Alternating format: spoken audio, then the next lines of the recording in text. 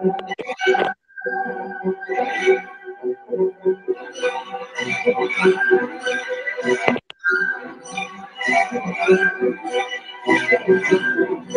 grateful to be here and very happy to discuss these incredibly important and hard to talk about topics.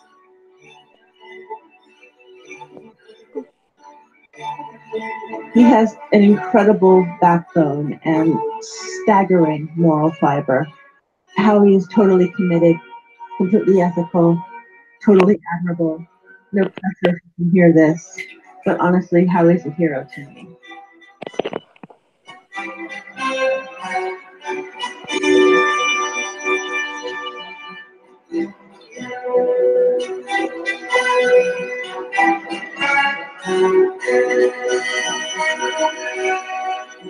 John, you joined us before, and it was pretty incredible kind of testimony you gave, and you devoted your life to advocacy for child trafficking, and even 9/11 truth.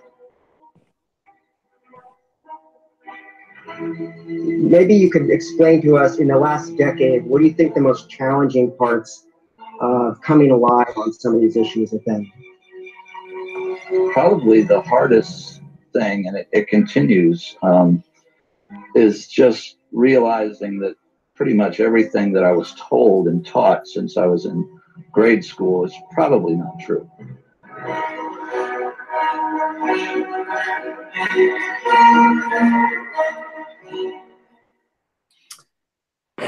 Hello, good evening, and welcome to the Traffic Report. Hi, Kelly. Hello. How are you? Okay.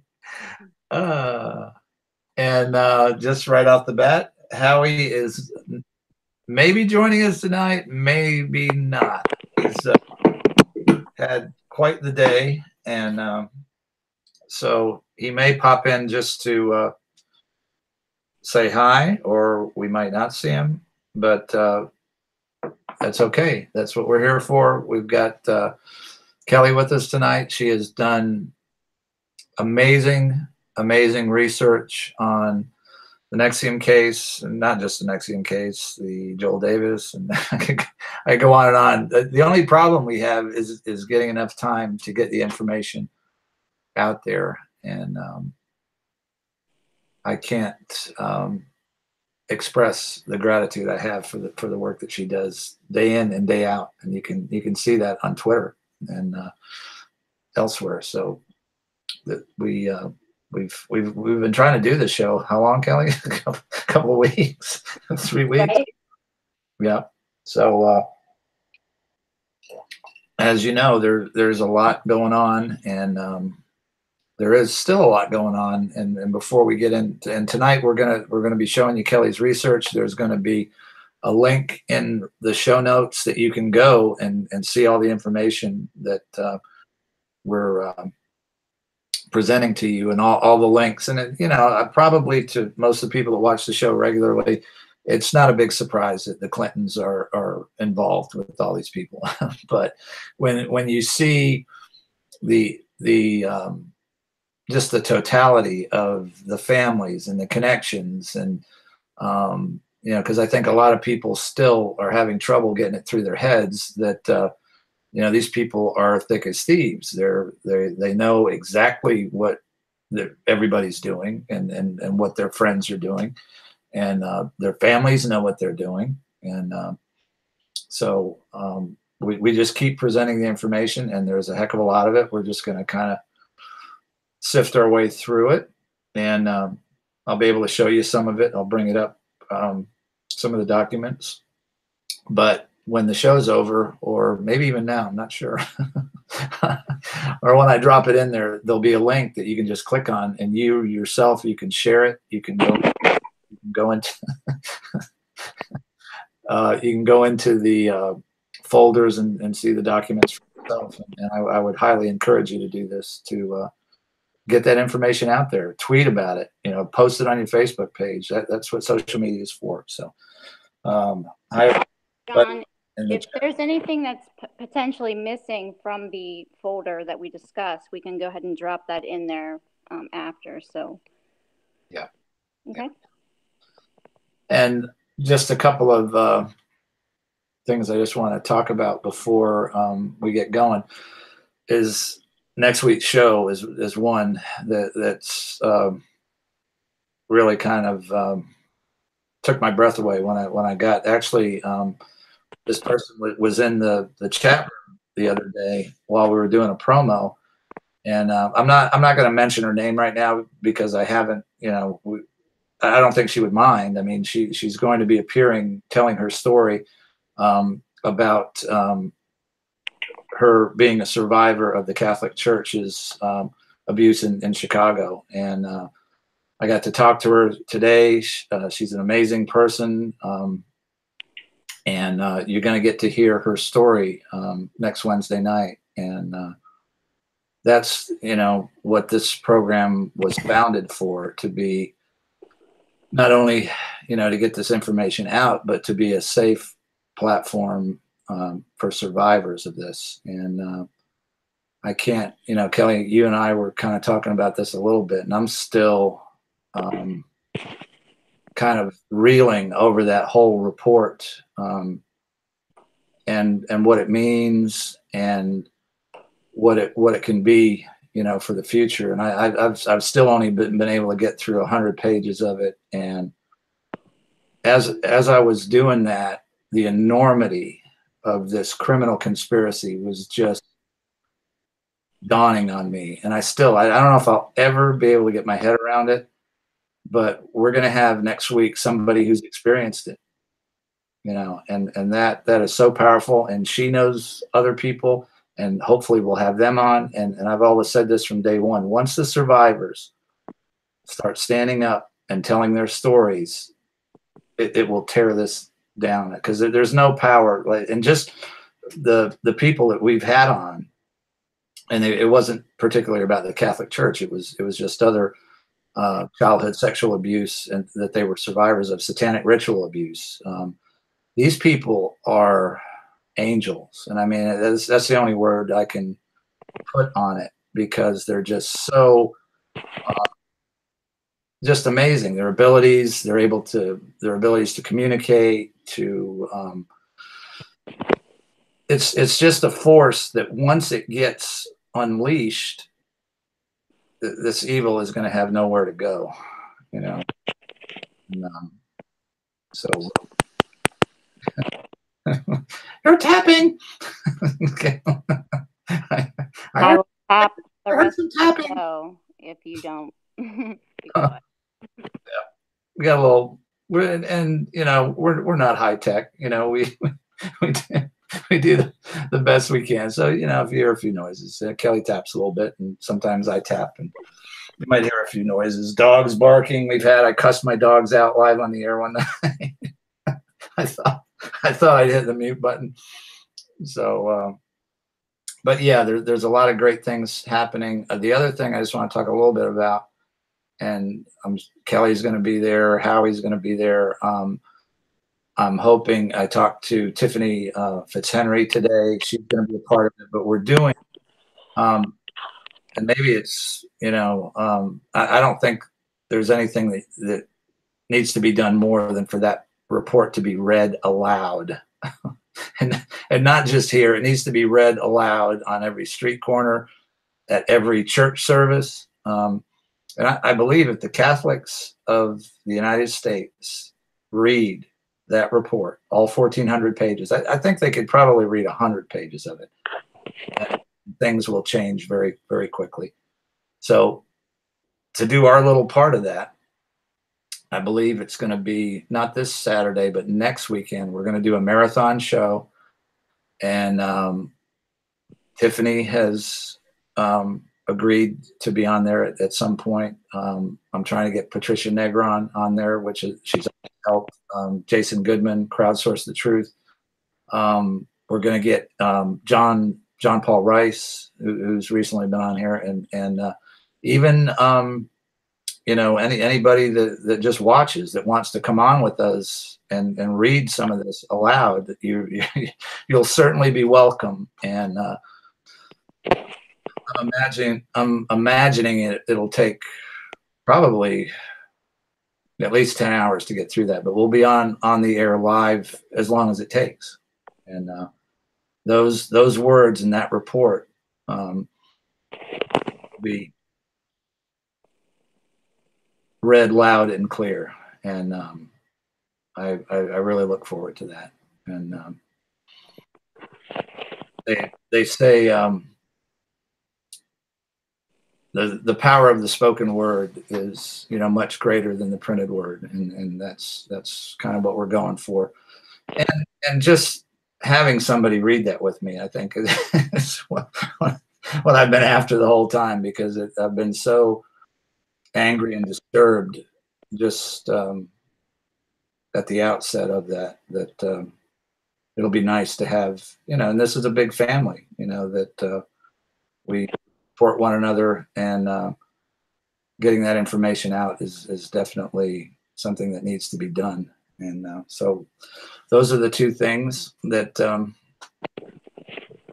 on or coming up rather. And tonight, and Kelly, you just start, because you've done all this research. You're the one that connects the dots and puts this stuff together. So just tell us about this case and the Clinton connections and the Bronfmans. Just can you summarize it a little bit? Absolutely. Feel free to chime in as well, because obviously the more detail, the better, I guess. As far as the NXIVM case goes, there was a case filed. It kind of just is trickling along. I know as of tomorrow, Clare Bronfman is actually going before the court. She's a little upset in regards to her attire. Is that correct, John? Yeah. She's being forced to wear a massive ankle bracelet, and I'm thinking it's not coordinating with her attire. So. Yeah, let's get a picture of this, you know, and what I love about these people is their lifestyles are really showing on them. People like Bill Clinton. Yeah, here's the picture I want to show you. Let me just get this up here. Claire is not looking real well. Let me see if I can get that even larger here. Come on now. Come on. Oh, that's good. Oh, there she is. There she is. All right, let me just pop this up. And Bill Clinton is looking horrible, and Hillary Clinton is looking horrible. Rainier looks horrible. So there she is. That's Claire. And what do we know about Claire, Kelly? Claire is a philanthropist. She invests her money, I'm not wanting to say wisely, but she does invest where it's lucrative. Of course, we know lucrative means nonprofits that are basically international. I mean, let's just get real. She has, if you go into that folder, John, if you attached it, I've been able to locate 5 or 6 nonprofits. I'm going there right now. So let me show the people as okay. Speaking about it, I can actually be bringing that up. All right. So, and you guys will have this link, so you guys can go into these little folders yourself and share them with your friends. All right. Yeah, and if for whatever reason you're not able to access the documents at any time, feel free to DM John or I, or Twitter, or whatever you need to do. We can take it. So there's a good one right there to start with. Clare Bronfman, nonprofit foundations. Yeah, that actually lists 3 of the foundations. You have the Dalai Lama Foundation. Right. Now what are they doing out there in Tibet? You know who else went to Tibet way back when? The Nazis. That ties into something else we'll be talking about here shortly. So and these are 501c3s, the Dalai Lama Foundation. Okay, so that's Claire's. the Friends of the Dalai Lama Foundation, Right. and the Dalai Lama Centers for Ethics and Transformative Values. Right. And it would be interesting to let y'all know that one of the nonprofits, I don't know offhand which one it is. I can, again, attach something. I think I might have already attached it in an earlier tweet this week. But has been some funding coming in to her nonprofit. One, it's from the Mayo Clinic. Yep. And I've got that too. And the one I'm most interested in, and the one we haven't, not that I'm not interested in that, but the Rainbow Cultural Garden. Right. But I want to add one more thing on to one of Claire's nonprofits. She received a grant, I believe it was 2016, in the amount of $10 million from Emory University. And that's based out of Georgia.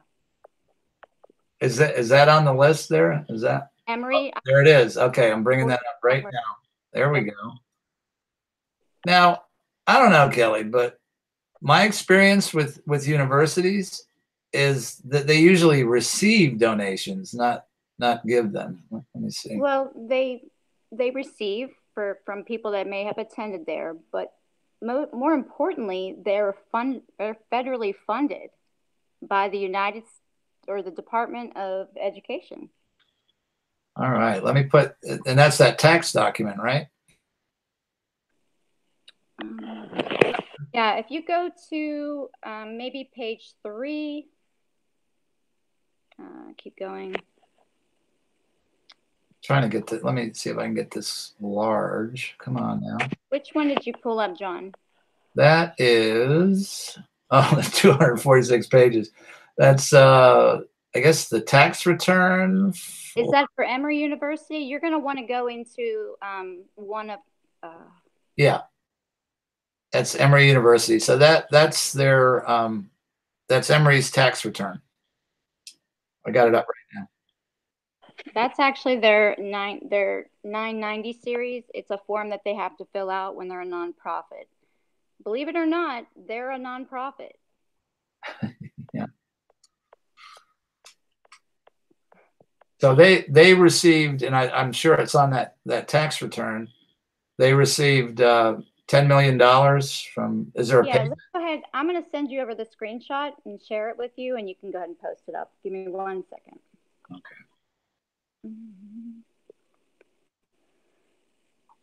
There's their... But as we're waiting, or as I'm finding that, John, you want to go ahead and talk, I don't know, you mentioned Rainbow Cultural Gardens. Yeah, and that's the key to this thing, and we're reaching out to and we're asking some help on, because we've got some information on the Miami school, which I still can't get out of the Department of Children and Families, whether it's operating or not. We do know they changed their name shortly after all this stuff broke. We know some of the people, and I've actually got some friends in the music business that are trying to get some information on let me just go over that for a second. Let's see if I can. Yeah, apparently that's wait a minute. But at any rate, it's my belief that those schools, and not the one in Miami and not the one in London, but the 3, and there is no information on the 3 that they have in Mexico, naturally. and the high dollar ones that they have in Miami and London are, in my opinion, showcases, so they can go into these third world countries like Mexico and Guatemala, and they have, and open these schools and point at Alejandro Sanz and his wife that opened the big school in Miami, and how great it is for the kids and all this other, garbage, and all it is just probably a child trafficking factory. Because I know the number I'd heard for the school in Miami the tuition is $100,000 a year. And in South Beach, sure, you're going to get that. You know, what idiot would pay that? You know, I can't imagine, but I'm sure there's many, you know, people in Miami to be trendy that would pay that much, and in London. Okay.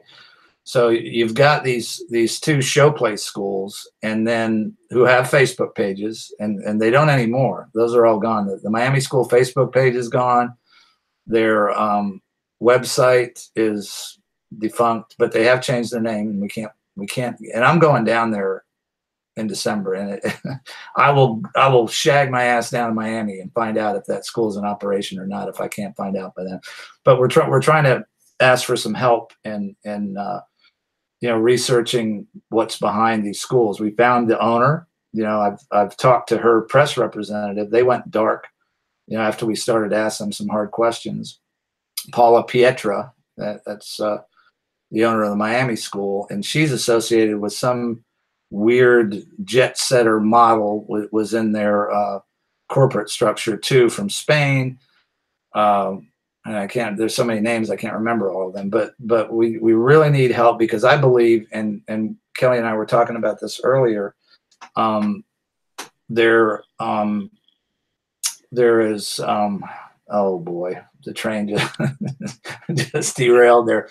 But the schools, I believe, are not the ones in Miami and London, but the three in Mexico and the one in Guatemala are being used in child. Okay, the train's coming back on the track.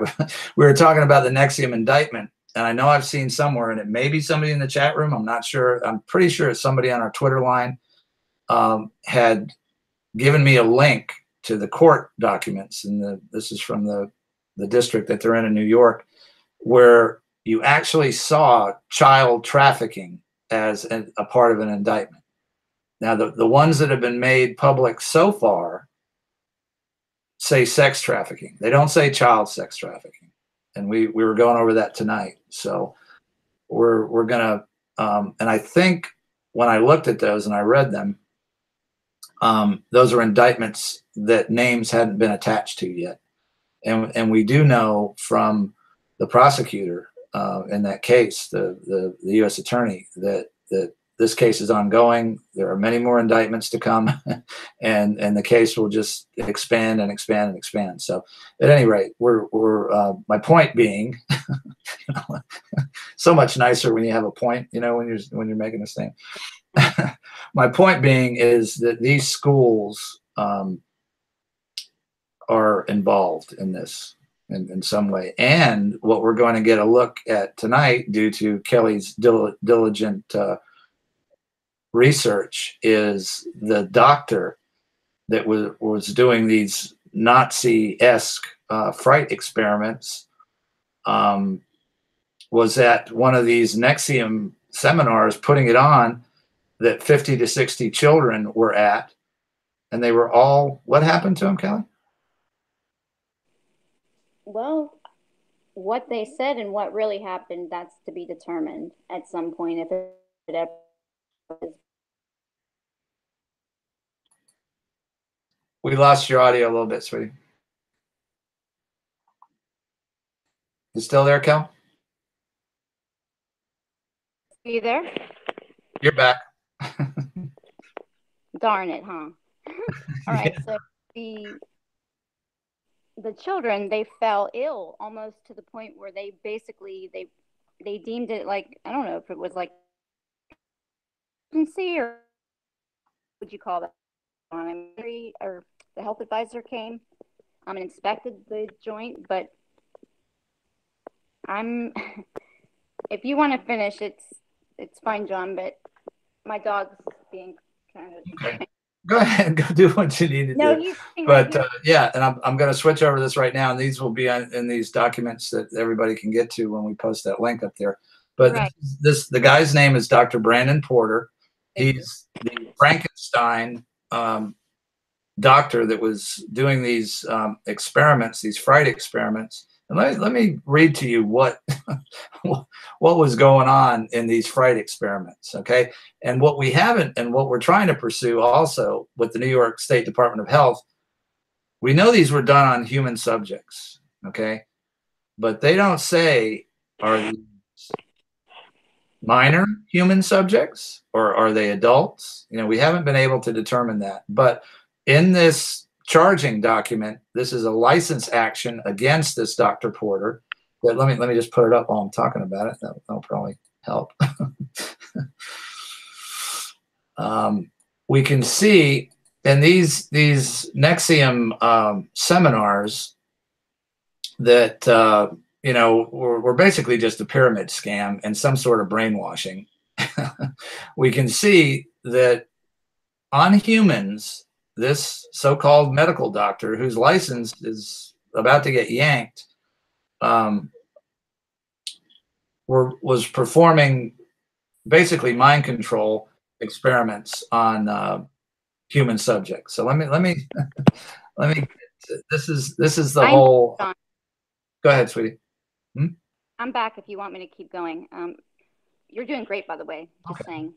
But if you want to go ahead and... Okay, here's what they were showing. And we know these were shown to at least some of the women that were being trafficked and brainwashed. So this is what, without any warning, they took these unsuspecting female members of NXIVM, and I don't think they even told them what they were involved in, but it was a fright study. So they were shown video of the horrific and brutal murders and dismemberment of 4 women with machetes, violent film clips, including a male African-American being viciously stomped by a Nazi, a conscious male being forced to eat a portion of his own brain matter, and a graphic gang rape. So this is the NXIVM physician, okay? A list of the known human subjects who participated in the fright study is annexed hereto and made a part hereof as an Appendix A. Individuals not specifically known by name are listed as other human subject participants. So are those children? Well, we haven't been able to clarify that. But as you go down this sickening document, we find that this wasn't the fright study, and I guess he had to multitask. So maybe the fright study was going on at what and what we have, and it's right here in black and white. There were 50 or 60 children attending with 400 adults. One of these NXIVM basically pyramid scheme presentations on January 16th at the YMCA. Okay, and that gets repeated through this document a lot. Individual not specified or known by name are listed as other patient human subjects. Okay, and if they're minors, you know, maybe they wouldn't have their name. Does that mean they're minors? Well, it does say, and there's 2 parts to this. There's the part where they're going after him for the unauthorized basically mind control, human experiments. And then at this, let's see. He actually wasn't properly licensed Right. to conduct such a study. I'm not even quite sure if he was ever licensed to do what it is.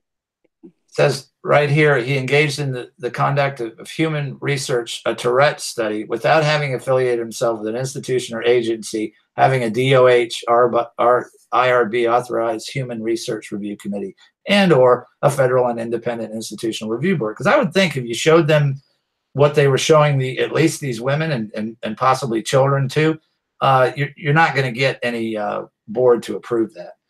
So if I might add, it sounds a little bit maybe like the first steps, maybe first and second base to satanic ritual. Because they're basically, if they're scaring these kids in some way or manner, I'm just thinking out loud. I'm not saying that's what happened. I'm just, you know, trying to, what would 300 adults and 50 to 60 children have in common at such a event?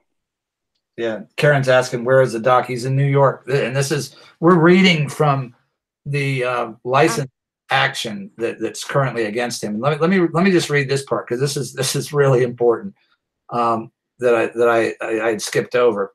Okay, so we have the fright experiments. Maybe those were going on in this building. Maybe they weren't. They had it at the YMCA. But what they're doing is ESP studies at the YMCA. This is NXIVM, and ESP is Executive Success Program. This is what it consists of, okay? Let's see, wait a minute. It's also a human subject research study, which involves monitoring the brain waves of participants, attending training and coaching sessions, intensive classes, and other professional advancement courses sponsored by NXIVM and the ESP program. Okay, so guess what? That's what they were doing in the fright study. They were monitoring the brain waves of participants.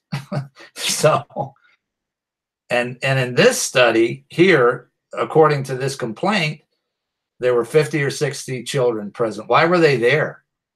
Or, you know, and then we go back to the schools. This is the kind of crap they were teaching in these schools.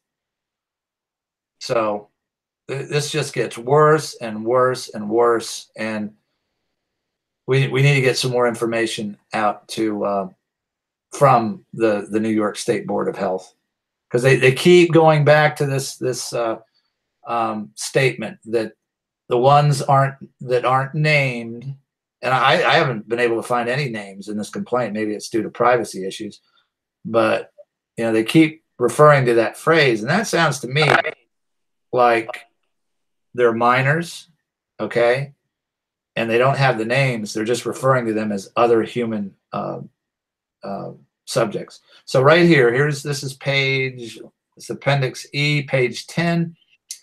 On or about August 16th, 2016 through September, so this is months, ESP and or another entity conducted a conference and or meeting at the Silver Bay YMCA Conference Center and Family Retreat located in Silver Bay, New York. The respondent and approximately 300 to 400 other individuals attended the conference, which included 50 to 60 children.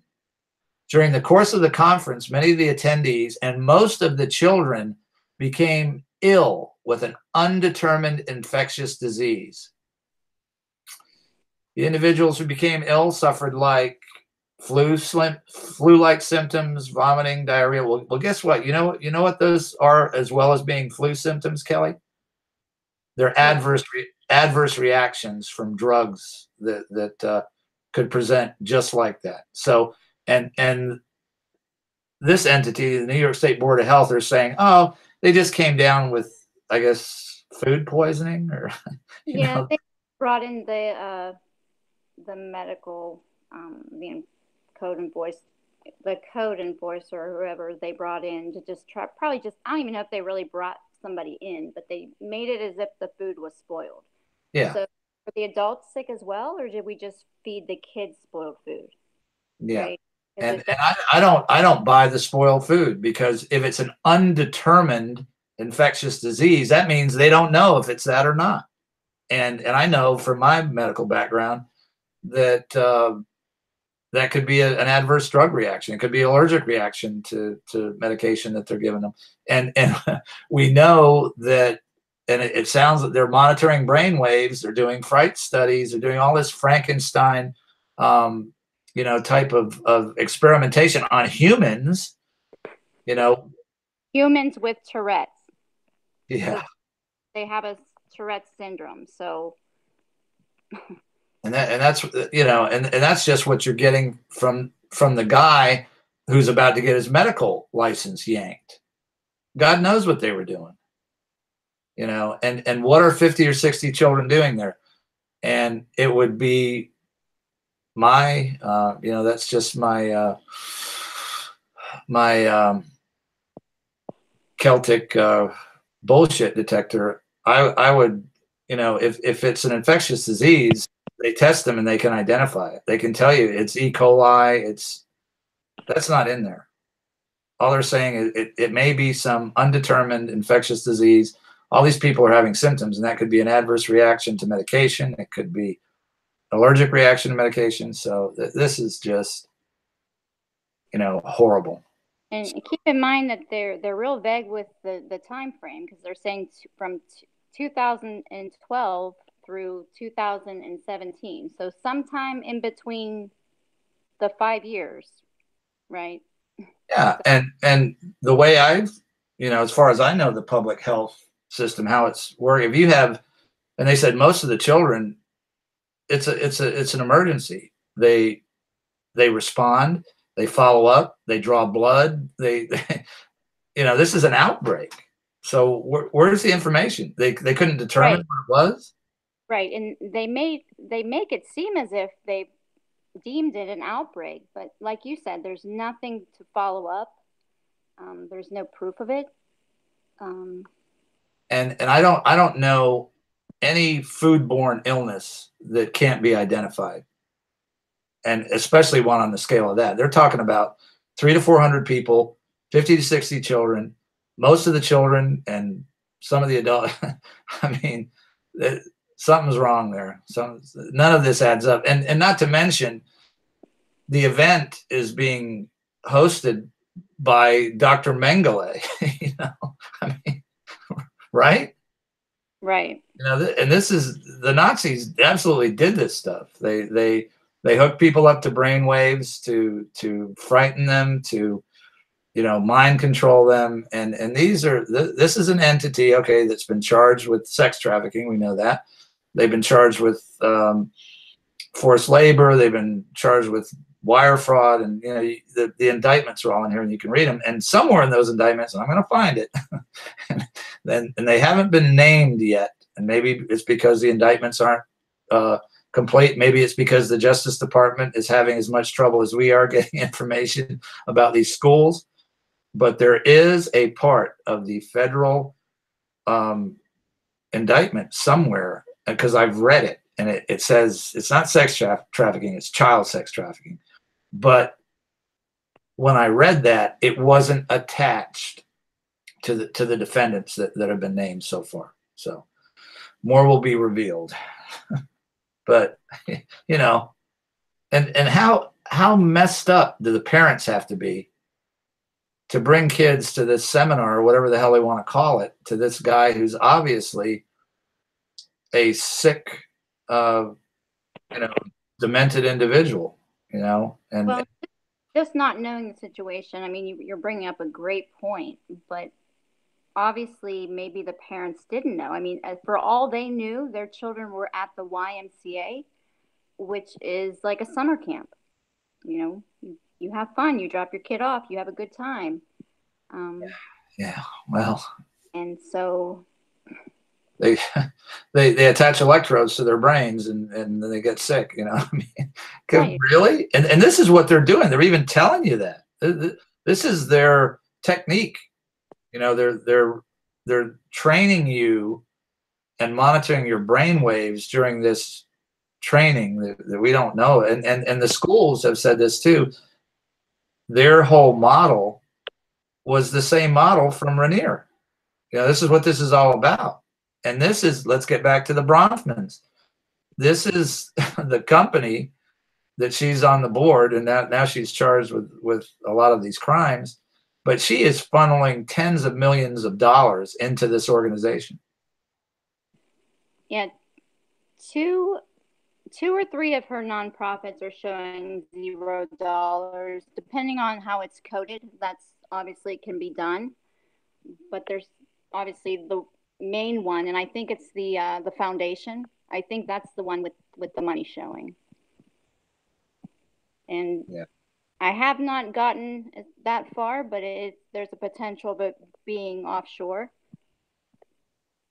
because we know the Mayo Clinic is. Just saying. Trying to say text to someone. We've got a pretty full chat room. We got like about 19, 20 people that's been with us the whole time, and thank you guys. I'm rambling on like I usually do, but we're covering some ground here, and what I'm.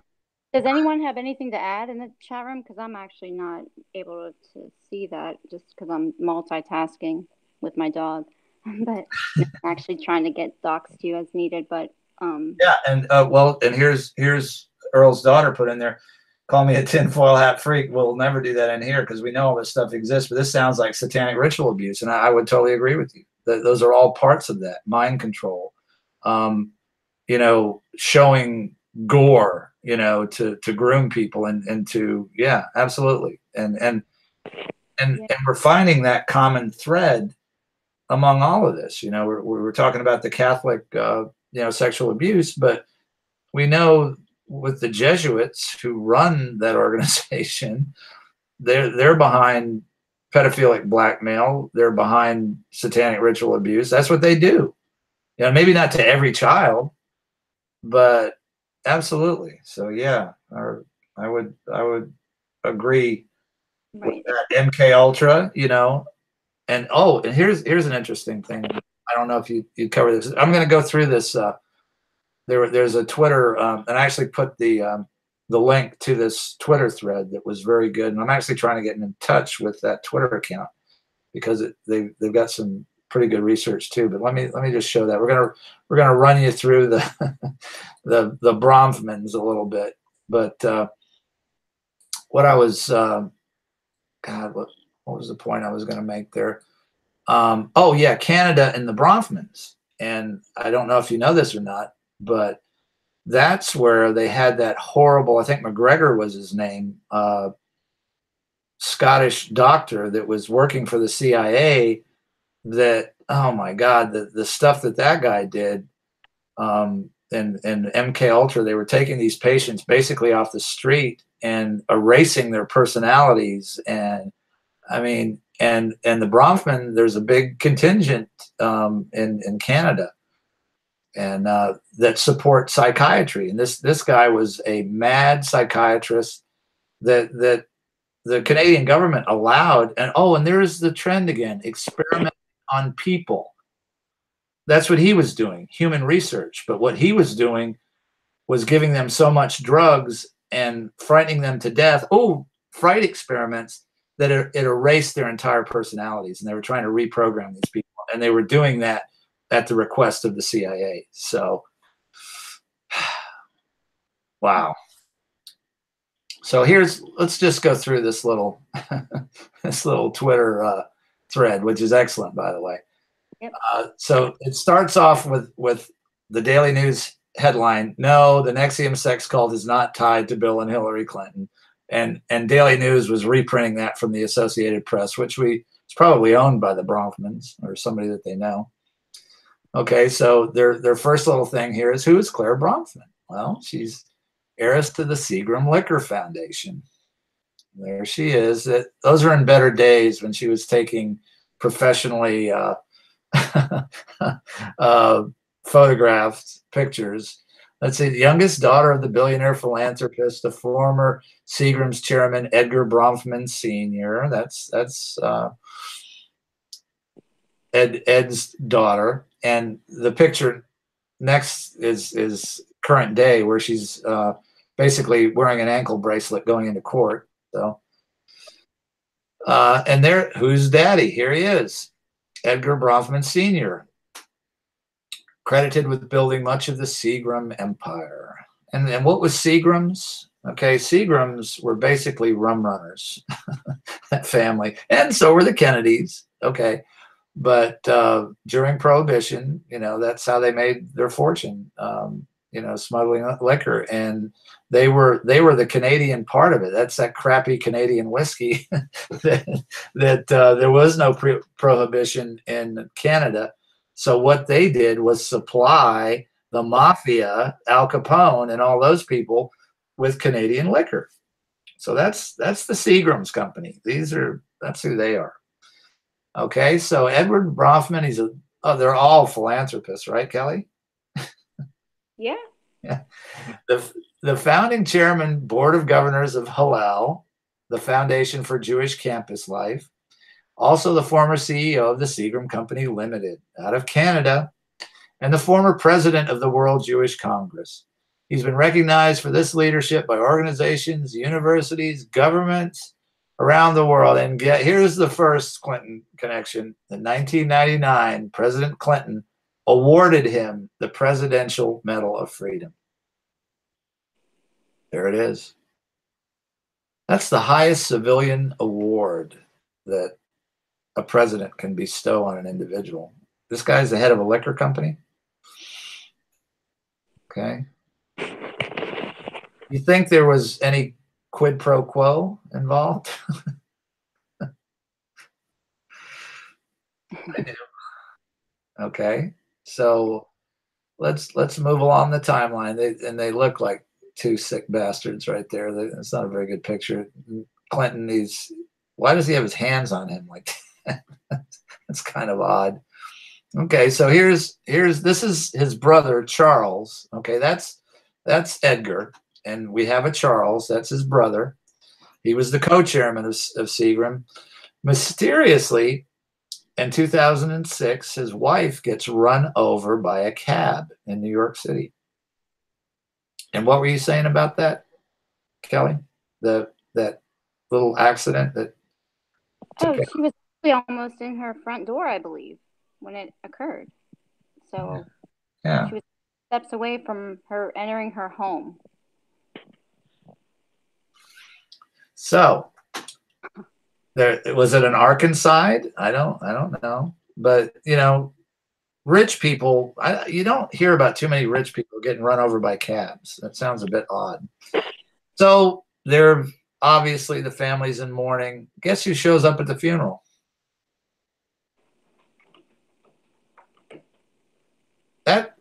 That's kind of like the question that I asked myself. So obviously, Bill is heavily indebted to the Bronfmans, friends of the family, freedom medals going out right and left. But you know what that reminded me of when I saw it, boom, he's at that funeral? It reminded me of, boom, he's in Haiti to get Laura Silsby Gaylor out of jail. That's what it reminded me of. How many times, you know, that can an ex-president, you know, okay, oh, boom, I'm at the funeral, you know, oh, here I am in Haiti, I'll get you out of jail. So Bill gets around. So here's we go on to more on Edgar Sr. Married 4 times and had 7 kids. Let's focus on the 3 children. 3 children: Matthew Bronfman, Edward Bronfman Jr., and Claire, who's currently on a $100 million bail and wearing an ankle bracelet. Okay, so here's his marriage history. Townsend, I guess, was the woman's name. Married 1973, annulled 1974. Wow, that didn't go very well. Rita Georgiana Webb, married 1975, divorced 1983, remarried and divorced again, dates unknown. And I guess Jan Aronson, he was married in 1994 too. And these 3 children were with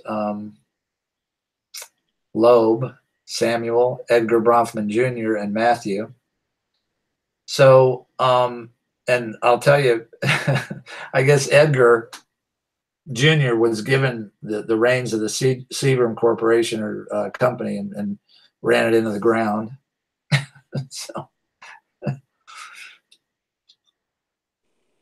all right. So there's Matthew. He's son of billionaire Edgar Bronfman Sr. Matthew has 6 kids with 2 wives, and anonymously split with second wife Lisa Bellsberg but they're not linked to the Clintons. Okay, but Matthew split with his second wife Lisa Bellsberg after it was reported she had a 2002 liaison with Bill Clinton. Yeah, just a liaison. No big deal. Yeah. Did she have a blue dress, I wonder? Great question. Okay. So there she is, Clinton linked with and that's, you know, that's the culture too. And I think people realize that these, you know, so-called elite, they're depraved. I mean, they've got so much money they don't know what to do with. They're morally bankrupt and they just don't know what to do with themselves. And none of it brings them happiness. They're all miserable. They're all, you know, sex offenders, you know, basically. And so this is what they're doing, you know, going through wives, ruining marriages. So there's Junior. Junior, that was in 2008. I bet you he's looking a little rough now too, with all this notoriety his family's getting. But you know, as we go through this, and you can see with Kelly's research as well, this family are thick as thieves with the Clintons, probably the Bushes. You know, the like George Carlin said, it's a great big club, and we ain't in it. So of course they're so all of a sudden NXIVM breaks. People are getting federally indicted for sex trafficking and slave cults. And do you really think that these people didn't know exactly what was going on at NXIVM, what that was for, what they were doing? Really? Is that what we're supposed to believe? Kelly? No, I mean, I think oftentimes they compromise way, shape, or form. They actually may make, sure, but they may make you actually perform something or do something against your will. It's a terrible game. I'm not playing it. Yeah, it's true. That's and not to say that this entire family is bad, or you know, the Right. majority of it, but we do know these elite circles, and nobody was any better about telling about that than that Dutch banker who was explaining how the human compromise works. And you know, most of them just go along with it, you know, and the ones that don't maybe get run over by taxi cabs, you know, or you know, Arkansided or whatever. Right. We do know this, and I'm going to locate the documents, the court documents, but Mr. Senior Bronfman had actually provided funds for NXIVM to get up and off the ground. I know that they initially filed their business. Believe it or not, it's filed in Las Vegas. The corporation obviously is in Delaware, and then there's also the filing in New York. Okay. There's NXIVM Properties LLC, or it might be INC. Between the both of them, both of the sisters, they own a good 10 properties, and 2 of the properties, there's nothing on them, but they own a ton of acreage. So I'm not quite sure if that's a knockoff of Bohemian Grove or not. But obviously, maybe they're just waiting to build. But Mr. Bronfman had actually provided funds for NXIVM. And within a year or a couple years, I think it was less than 2 years, he actually had asked to be removed. So from business because he obviously saw something was not. it was too screwed up even for Edward Bronfman. Right. It does say that in the court filings. You'll see when I connect them to But and you know, okay, and I could say that may be true, but at the same time, the fact that he allowed it to go on, you know, true. you know, is didn't they have a type of severed relationship, or am I wrong? I could be wrong. And I don't know, and like as we dig into this, but you know, and yeah, I'm sure there's people that don't go along with some of this stuff, and you know, a lot of them get killed because they don't. But she was running it. She literally was. But I would think a guy like her father would have to know what they were doing. You know, I mean, he's a savvy businessman, right? I mean, he won an award for excellence, right? The Medal of Freedom must be a pretty smart guy. Right. So let me just keep, because I'm going to get to the end of this, because it is very, very good. But so at any rate, they give the company to Junior. He runs it into the ground. Seagram, you know, crashed and burned. So what do they do now?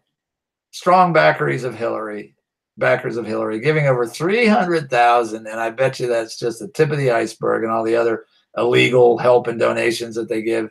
See, I guess that Medal of Freedom costs money, and contributing to the Clinton Defense Fund. Oh. I have a question. Miss Chelsea, and Edgar Jr. They're actually they're on the board of directors of a company, a corporation together, and I can attach that as well. In fact, I think I tweeted out about it about 2 weeks ago, but I'll definitely attach it again. It's interesting. And here's what Ed does. He runs the business into the ground. So then he goes to Hollywood. Now he's a Hollywood mogul. Oh, great. So, yeah, we want them. And I guess they have a birthday party for Senior. And the president's dined several times with Edgar Jr., the Hollywood mogul. Jr. gave $318,000 to the Clinton Defense Fund. Wow. Well, and another 100 grand for the Clinton Library. Oh yeah. And this is Time. You know, we know Time is, even Time says it's over 700,000. That's Bronfman Senior and Junior. Mm-hmm. Yep, soft money. So yeah, there's no relationship, and the Clintons would never. They might be involved in child trafficking in Haiti because, you know, that we can prove, but they would never be involved with an organization that's doing the same thing and probably mind control into the bargain. There it is. Number 15, Edgar Bronfman Jr. sets Chelsea up with a sweet $300,000 a year IAC board seat. Chelsea has no business experience.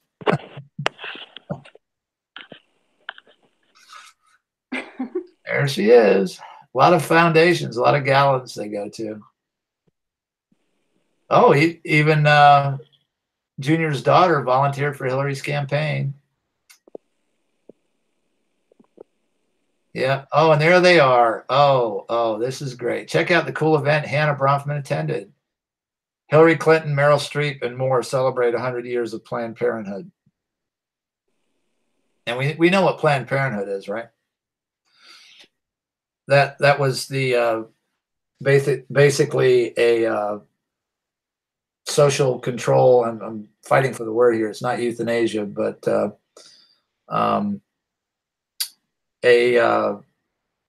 basically to decrease human population. And I know there's a word for that just escapes me, but yeah, they're all for that. You know, it's profitable too, I hear. So. Oh yeah. Oh, Edgar Bronfman is also a crook.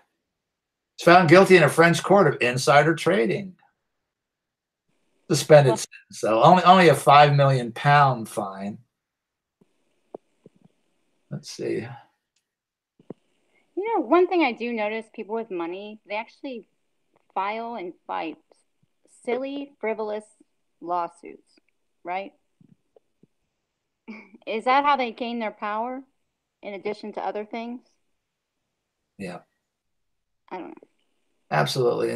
And we're not going to dive deep on Sister Clare, but you'll hear plenty, but you won't hear, you know, in her philanthropy bio that she's charged in the NXIVM case. And if you know, and we've kind of run up against this, there's a lot of information, limited information, and it seems like a lot of this has been scrubbed from the internet is my first, it's a lot less available than you would think. As we were just talking, we won't get into that too much, but the Dr. Bronfman down, in Little Rock, Arkansas, of all places. Oh, yeah.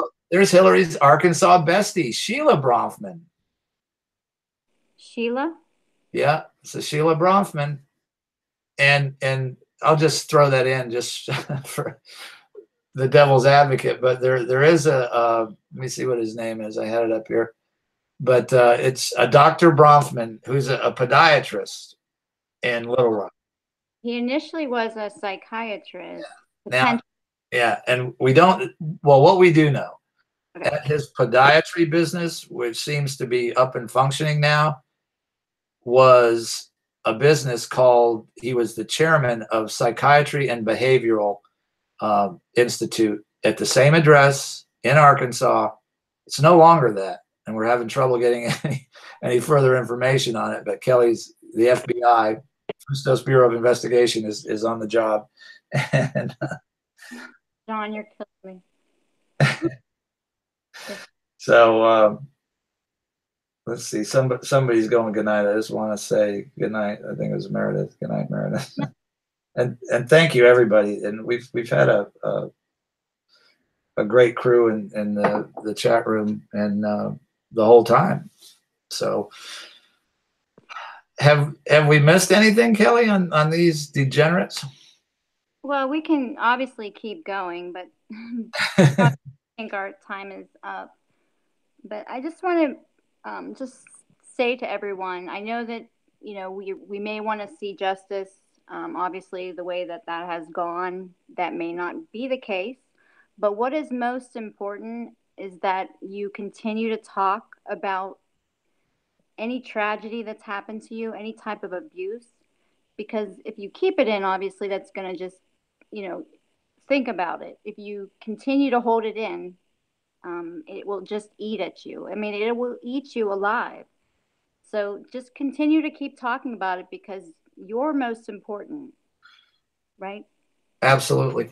Absolutely. And, you know, once that dam breaks and they all start talking, this will come to an end. And I totally believe that. And you're going to have a great example of that next Wednesday night. Until, you know, get the word out there. I'm gonna promo that pretty early, you know, probably over this weekend. But we're going to have a mother, a paramedic, and the emergency services are what I did with my career. So and I'm also a survivor, not of the Catholic Church, but of child sexual abuse. But this woman's story is going to change lives, and that's what this show has always been about, to be a safe,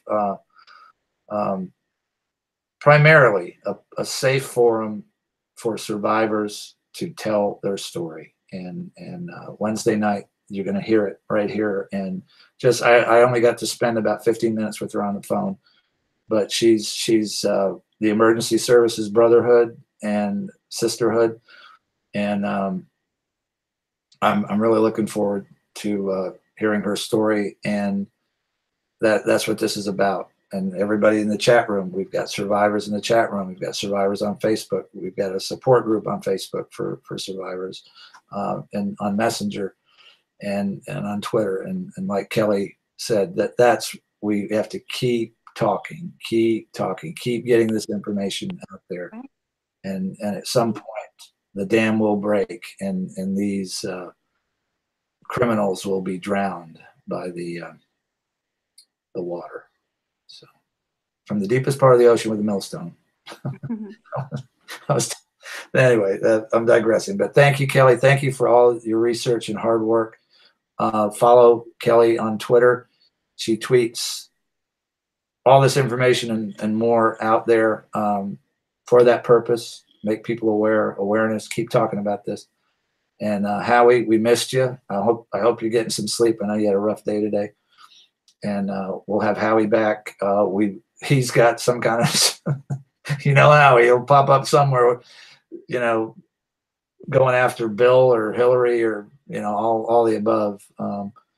So we're in this for the long haul. Thank you, everybody in the chat room, on Facebook, on Twitter, that support us. And we literally could not do this without you and the people that are going to be helping out with this, the marathon on that report. And